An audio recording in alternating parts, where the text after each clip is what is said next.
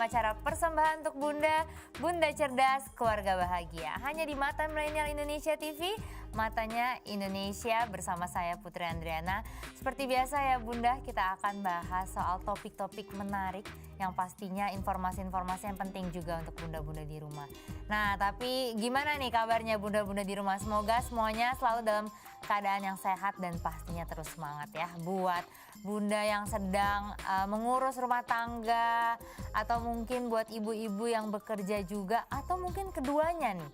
Ibu-ibu yang sekaligus menjadi ibu di rumah tapi juga bekerja. Karena biar gimana pun tetap harus ada keseimbangan hidup bagi ibu yang bekerja. Nah, itu juga menjadi salah satu topik kita hari ini. Kita mau bahas soal work-life balance buat ibu-ibu yang ibu rumah tangga tapi sekaligus juga bekerja. Nah, di sini aku sudah ditemani oleh Mbak Linda. Halo Mbak. Halo Mbak Putri. Jadi buat bunda di rumah, Mbak Linda ini adalah psikolog yang spesialisnya itu di bidang anak dan remaja. Hari ini kita mau bahas soal work-life balance buat ibu yang bekerja. Mungkin Mbak Linda juga merupakan salah satu Ibu bekerja juga ya. Jadi pas banget nih kita nanya langsung ke orang yang berpengalaman. Nah, kalau menurut Mbak Linda sendiri ya, Mbak Linda sendiri work-life balance itu sebenarnya apa sih?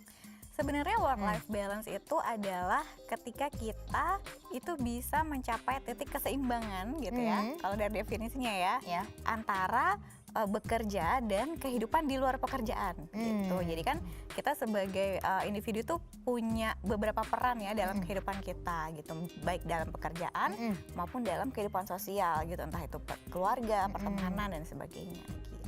Nah, Mbak Linda sendiri sebagai seorang ibu yang bekerja itu kan berarti menganggap work-life balance ini penting ya. Nah, menurut Mbak Linda kenapa kita tuh sebagai seorang ibu yang bekerja tuh harus balance? Iya, soalnya sama aja kayak kita jalan ya. Kenapa kita harus balance supaya nggak jatuh gitu ya, supaya seimbang. Begitu pula dengan peran kita sebagai ibu yang bekerja itu juga perlu kita cari titik keseimbangannya supaya kedua aspek kehidupan kita nih ya, di pekerjaan dan di luar pekerjaan itu bisa berjalan dengan seiring gitu, supaya nggak ada yang nanti kita jadi stres berlebihan gitu, terus jadi kelelahan dan sebagainya. Oke, berarti ya lagi-lagi supaya kita bisa happy ya. Soalnya kan kalau kerja mulu nih stres. Sebenarnya definisi kerja itu sendiri juga luas ya Mbak. Ya. Maksudnya nggak harus selalu orang kantoran atau yang 9 to 5. Tapi kan sebenarnya kayak usaha, ya kan, jualan gitu kan. Atau mungkin kerjaan-kerjaan freelance itu kan juga sebenarnya bekerja dan tetap harus balance ya. Soalnya kalau yang aku lihat di generasi sekarang nih, itu kan kayaknya sih mungkin bisa dibilang hampir bisa setengahnya ya. Kalau ibu-ibu tuh banyak juga yang sambil bekerja. Sementara kan kalau generasi dulu kan menganggapnya perempuan yang harus di rumah. Betul. Full time sebagai ibu rumah tangga, sebenarnya itu juga nggak salah ya kan. Cuman kalau sekarang ini kan banyak yang ibu-ibu tuh memilih sambil bekerja. Nah, kalau pandangan Mbak Linda sendiri kondisi sekarang itu banyak nggak sih working mom ya yang hidupnya tuh sudah balance, atau justru wah ini masih harus kita gencarkan lagi nih gitu?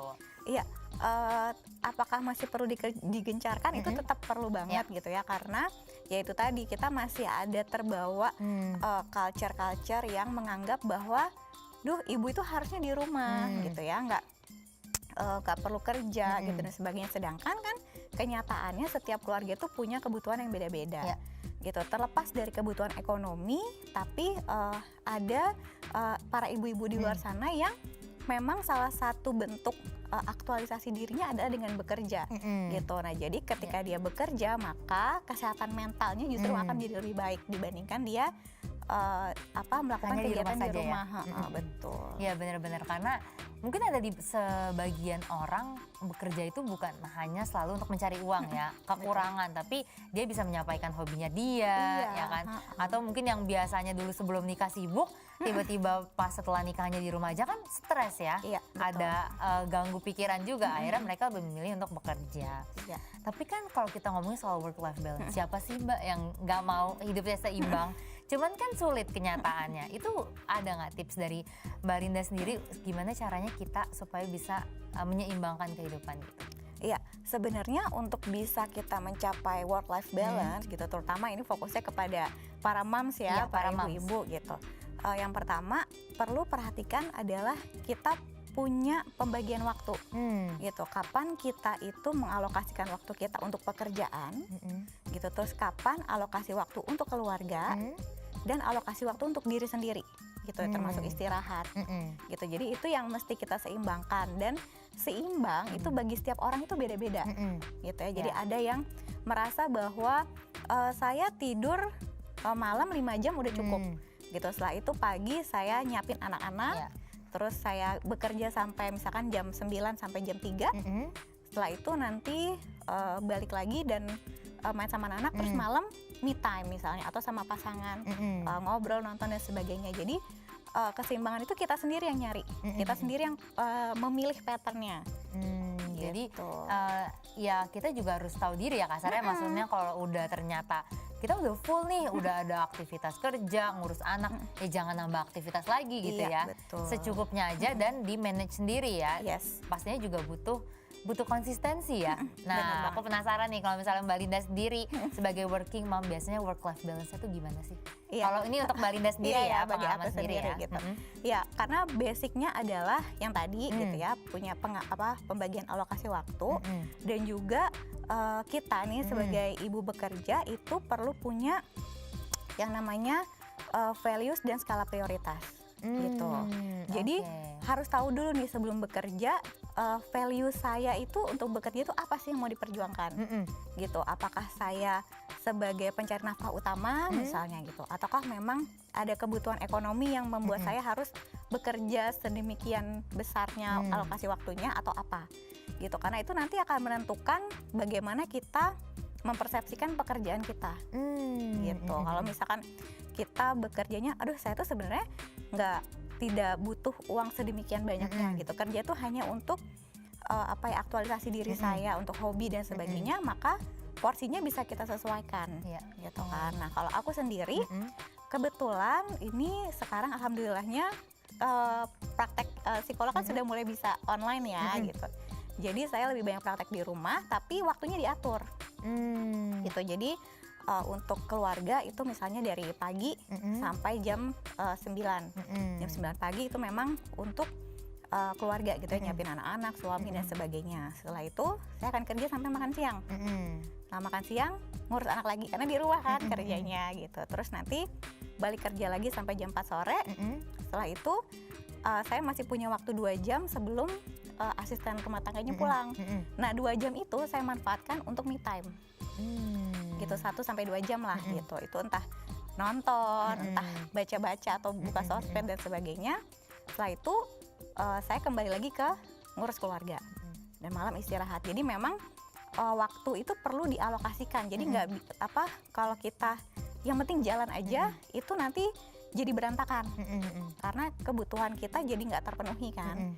Nah, tapi kalau sudah memang dialokasikan, itu akan lebih mudah buat kita jadi tahu, oh saya kurang ini, saya kurang istirahat misalnya, atau saya sepertinya butuh meningkatkan waktu sama anak dan sebagainya. Itu jadi kelihatan kalau kita sudah mengalokasikan waktu-waktunya gitu. Berarti memang artinya mami juga perlu me time ya. Oh iya dong, Ya tentu. kan? Dan masih tetap tuh ya nonton, ngopi-ngopi, tiduran meskipun udah ada anak, tapi kita tetap butuh me time betul. ya. Ya aku setuju banget sih. Nah, tapi kita ngomongin soal worst-nya nih. Artinya mungkin masih banyak orang tua yang belum bisa nih ternyata membalance hidupnya gitu.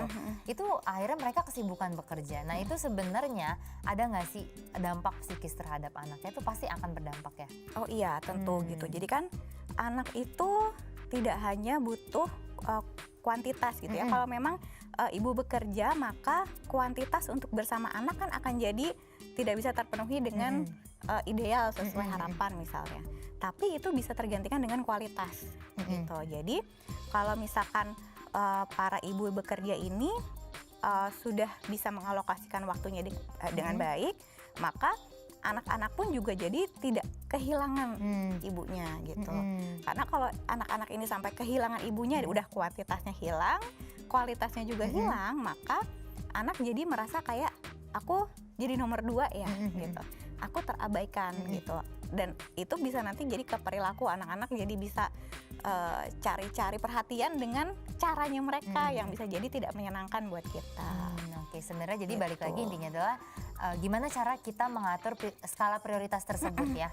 Oke nih, Mbak Linda, kita akan balik lagi ya. Aku masih mau tanya-tanya lagi, boleh dong? Oke dong. Nah, makanya buat Bunda di rumah jangan kemana-mana ya. Terus pantengin persembahan untuk Bunda, Bunda Cerdas, Keluarga Bahagia.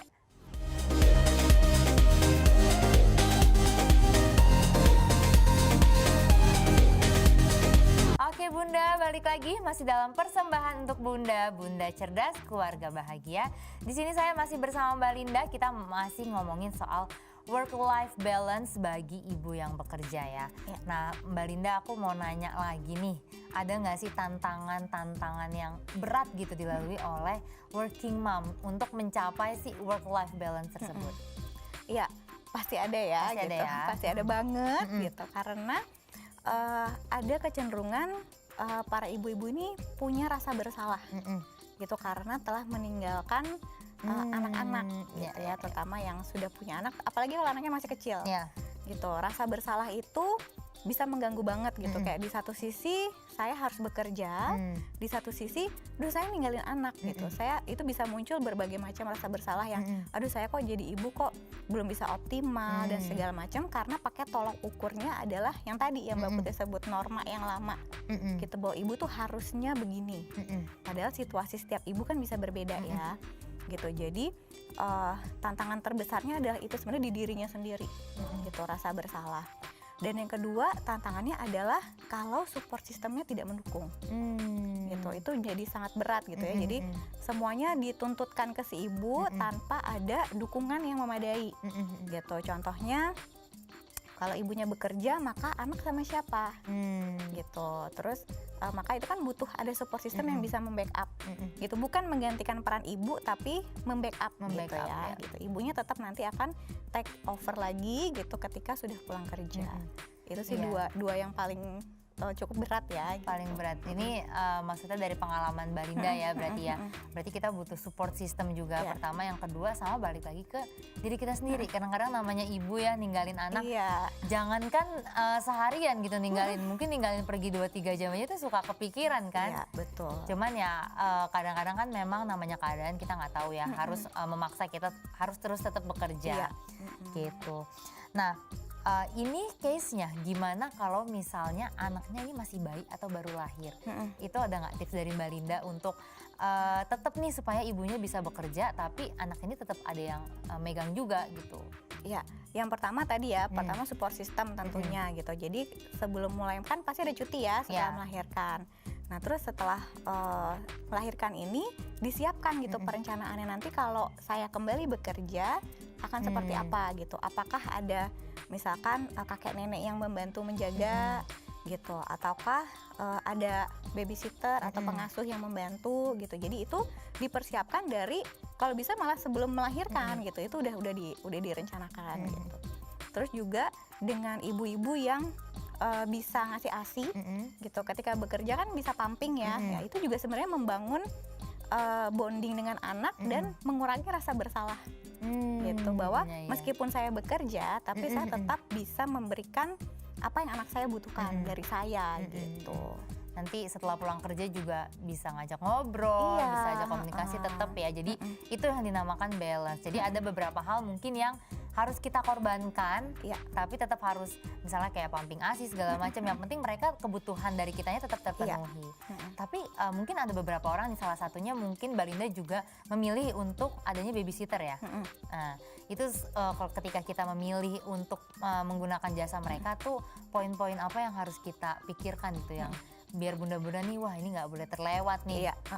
Apa aja tuh Mbak? Yang pertama adalah si babysitter ini atau yang pengasuh ini harus bisa memahami value kita, value keluarga. Si ayah dan bunda ini kan pasti punya value ya gitu.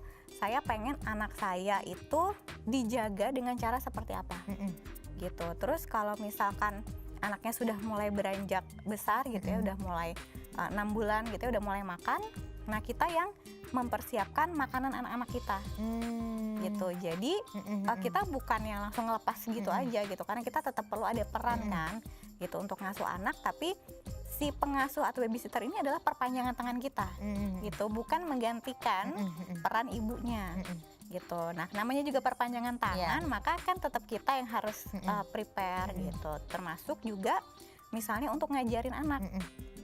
Misalkan oh anak saya udah mulai bisa ngomong, terus kita di briefing dulu lah istilahnya ya gitu, si babysitter ini kita pengen ngajarin apa sih ke anak-anak kita gitu. Terus ada aturan tentunya gitu, yang boleh dan yang tidak itu apa dalam keluarga ini gitu, karena setiap keluarga kan pasti punya value yang berbeda gitu. Termasuk juga kompleksnya nih ya kalau di Indonesia adalah adanya extended family gitu, atau kakek nenek yang terlibat gitu. Nah, kadang-kadang kakek nenek ini punya value yang berbeda dengan orang tua si anak gitu. Nah, ini yang juga perlu dikondisikan dulu gitu, perlu dibahas dulu secara terbuka gitu, supaya kakek nenek ini juga paham bahwa orang tua ini pengen mengasuh anaknya seperti apa. Karena kan pasti dua-duanya pengen memberikan yang terbaik dong ya gitu, tapi ketika cara atau pendekatannya itu beda, itu bisa jadi konflik gitu kan. Nah, makanya kenapa itu perlu disepakati dulu di awal. Jadi siapapun yang terlibat dengan si anak, baik babysitter maupun pengasuh lain misalkan keluarga, itu perlu berdiskusi dulu terkait dengan anak ini mau dijaga dengan cara seperti apa gitu. Jadi sebenarnya adanya persamaan value mungkin ya. Jadi jangan sampai oleh orang tua sama ayah ibu ini nggak boleh, tiba-tiba sama kakek nenek boleh. Seringnya begitu. Itu yang sering terjadi memang. Soalnya kayaknya kalau kakek nenek tuh orangnya nggak tegaan ya. Nggak sama anak-anak, sama cucu sendiri gitu. Akhirnya ketika kita larang, nanti jatuhnya kita yang larang anak-anak gitu. Jadi nggak konsisten. Jadinya nggak konsisten. Begitupun sama halnya kayak babysitter. Memang kan dia nggak sepenuhnya menggantikan peran ya. Jadi kayak dari siapin makan, ASI, mereka hanya membantu saja. Itu juga mungkin supaya tips biar bonding sama orang tuanya nggak hilang nih, tetap terjaga meskipun mungkin kita nggak 24 jam bareng sama anak-anak itu. Tapi misalnya kalau memang udah terlanjur ya, mungkin ada yang kebablasan nih orang tuanya, terlalu sibuk atau udah terlanjur renggang lah. Itu gimana ya Mbak cara kita untuk mengembalikan bonding itu kembali? Iya, karena kan si pekerjaannya tidak bisa ditinggalkan ya situasinya gitu, tetap harus bekerja. Maka yang perlu diperhatikan adalah quality time-nya bersama anak-anak gitu ya. Balik lagi tadi, karena kuantitasnya tidak bisa, maka kualitasnya yang ditingkatkan. Jadi contohnya nih sederhananya, pada saat pulang kerja gitu, ada waktu untuk bersama anak 1 atau 2 jam lah misalnya gitu. Nah, 2 jam ini alokasikanlah semua atensi kita itu untuk anak. Jadi jangan ngasuh anak sambil main handphone, jangan sambil main laptop atau sambil telepon gitu.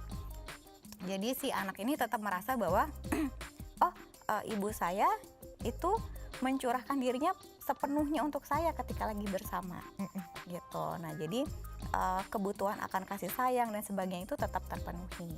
Jadi balik lagi, intinya adalah kualitas lebih penting dibandingkan kuantitas. Jadi meskipun kita 24 jam sama mereka tapi kita sibuk sendiri, punya urusan sendiri, lebih baik adalah orang tua yang bekerja, dia punya waktu sedikit tapi kualitasnya berkualitas gitu. Jadi bisa membangun bonding lagi ke anak. Oke Bunda, aku sama Mbak Linda mau break dulu nih, masih ada lagi yang mau aku tanya-tanyain, gak apa-apa ya Mbak? Iya dong. Nah, makanya buat Bunda, apalagi buat Bunda yang working mom nih, pastiin ya terus saksikan persembahan untuk Bunda. Jangan kemana-mana, tetap di Mata Milenial Indonesia TV, matanya Indonesia.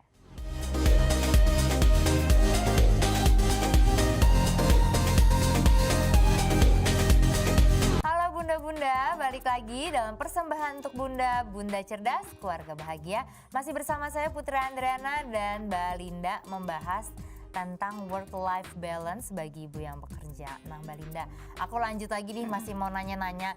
Itu kira-kira kapan ya waktu tepatnya kita nih ngomong sama anak kalau misalnya memang mau nggak mau kita harus bekerja gitu. Akhirnya waktu kita untuk anak-anak tuh terbatas, kira-kira enaknya tuh ngomongnya saat kapan gitu?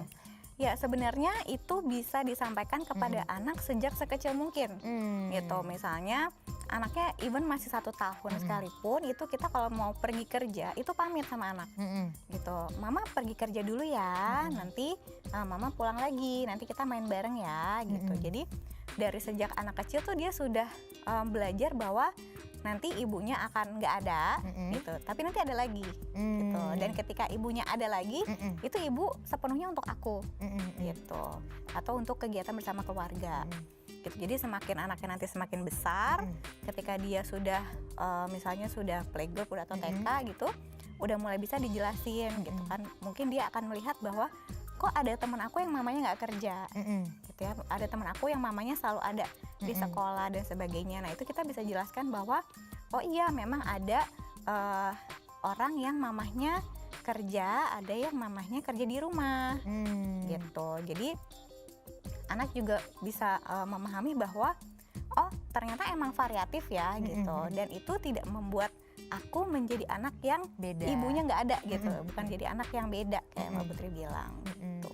Jadi ya balik lagi komunikasi, cuma mungkin akan lebih sulit ketika kondisinya mungkin yang dari kecil ibunya nggak bekerja nih ya, jadi biasa 24 jam sama anak, tapi ketika anak umur berapa tahun mau nggak mau ibunya harus bekerja. Nah itu kan pasti ada apa ya, mungkin shock gitu ya dari anaknya, dan itu akan lebih effort pastinya ya Mbak ya, benar. ngasih tahu ke penjelasan ke mereka, apalagi mereka tadi yang kayak Mbak Linda bilang melihat teman-temannya diantar jemput sama ibunya atau selalu ditemenin, tapi ibunya sendiri tuh sibuk bekerja. Cuman balik lagi intinya adalah komunikasi.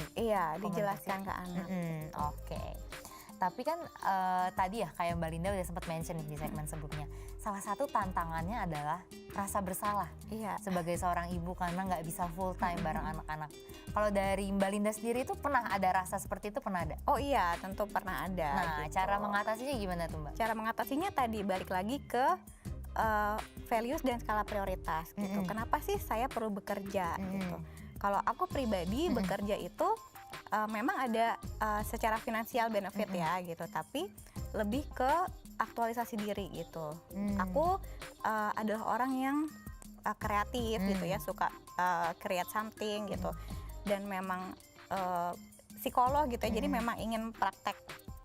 Jadi bekerja itu jadi salah satu bagian dari diri aku untuk tetap balance gitu. Kesehatan mental aku tetap terjaga adalah dengan bekerja gitu. Nah untuk mengurangi rasa meminimalisir lah ya, walaupun tidak 100% hilang rasa bersalahku, adalah aku tadi mengalokasikan waktu dan menanamkan ke diri sendiri ini ya, buat para mom semua, bahwa kita bekerja itu bukan egois gitu.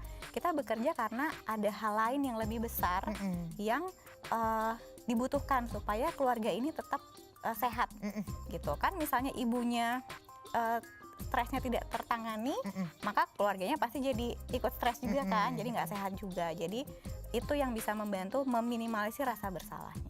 Jadi sebenarnya gimana cara kita tuh menanamkan pikiran itu ya ke diri dalam kita diri sendiri. kita. Kalau misalnya memang ya bukannya kita mau meninggalkan anak, tapi memang itu adalah menjadi values dan prioritas. Keywordnya di situ ya, values dan prioritas bunda-bunda untuk bekerja. Karena kan bekerja juga sebagai salah satu cara menyeimbangkan keluarga lah ya, kebutuhan keluarga gitu kan, dan kebutuhan diri sendiri. Oke, dan kalau misalnya Mbak Linda ini kan sampai sekarang memilih untuk menjadi working mom, berarti kan artinya mungkin Mbak Linda sudah bisa membalancekan nih hidup ya, insya Allah ya.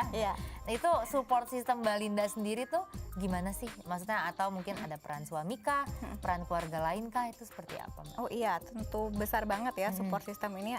Syukurnya adalah aku dan semoga para moms yang lain juga bisa punya support system yang sangat mendukung gitu. Jadi karena aku tadi menentukan skala prioritas gitu. Kebetulan kondisiku adalah aku bisa memprioritaskan keluarga gitu ya. Secara ekonomi tuh aku tidak harus yang bekerja gimana banget gitu. Jadi kalau memang anak-anak gitu atau suami, intinya keluarga lah ya, keluarga lagi butuh banget, aku bisa menomorduakan pekerjaan gitu. Nah itu tadi balik ke prioritas. Nah tapi kan tidak semua moms bisa seperti itu gitu. Jadi kalau memang ternyata pekerjaan ini tidak bisa ditinggalkan, ya kita butuh ada support system yang membantu, kayak misalkan pasangan gitu. Pasangan kita sudah satu visi belum sama kita terkait dengan kita bekerja gitu, sebagai ibu yang bekerja. Terus kalau memang butuh support system lain kayak tadi keluarga yang bantu ngawasin anak dan sebagainya, nah itu akan sangat membantu banget gitu. Dan aku alhamdulillahnya bisa mendapatkan itu gitu. Itu bisa dibangun lah dari awal. Berarti memang ya peran pasangan, peran keluarga sebagai support system itu nyata ya. Iya apalagi banget. Buat para working mom. Tapi kan Mbak Linda ini udah konsisten ya menjalin, maksudnya tadi kalau aku dengar dari ceritanya Mbak Linda sih, oh dari pagi sampai segini gitu ya, segini. Itu pernah nggak sih ada rasa jenuh atau bosen?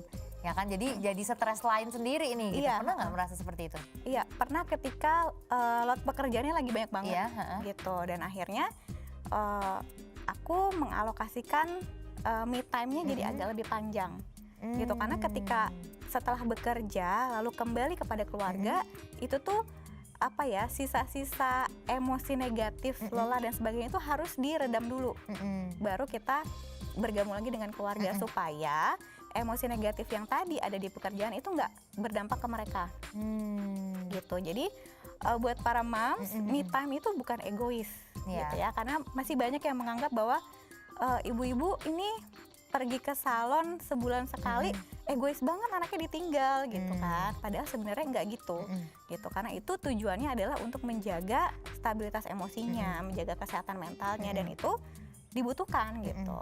Jadi sebenarnya me time itu penting juga untuk menetralisir emosi kita ya. Jadi di saat setelah kita sibuk bekerja, kembali ke keluarga tuh emosi kita udah stabil, udah happy. Mereka tuh nggak nerima energi-energi negatifnya lagi gitu kan. Oke, wah nih informasi dari Mbak Linda dan sharing pengalamannya nih seru banget ya, oke banget. Ini bisa jadi tips buat para bunda-bunda di rumah, apalagi bunda-bunda yang bekerja. Nah, buat bunda-bunda yang masih mau dapet tips dan informasi penting lainnya, jangan lupa terus saksikan episode persembahan untuk bunda lainnya, karena ini sekaligus sebagai penutup aku sama Mbak Linda pamit. Nah, tadi informasi dan tips dari Mbak Linda oke banget ya, bisa diterapkan oleh bunda-bunda di rumah, apalagi buat bunda-bunda yang bekerja atau working mom. Karena ternyata memang work-life balance itu penting, bukan cuma buat diri kita aja, tapi juga buat keluarga dan lingkungan sekitar kita. Itu sekaligus menjadi penutup perjumpaan kita hari ini. Aku dan Mbak Linda pamit dulu. Sekali lagi terima kasih banyak Mbak Linda. Sama-sama Mbak Putri. Sudah meluangkan waktunya untuk datang ke Mata Milenial Indonesia TV. Dan buat bunda, jangan lupa pastikan terus saksikan episode persembahan untuk bunda lainnya. Tentunya hanya di Mata Milenial Indonesia TV, matanya Indonesia. See you.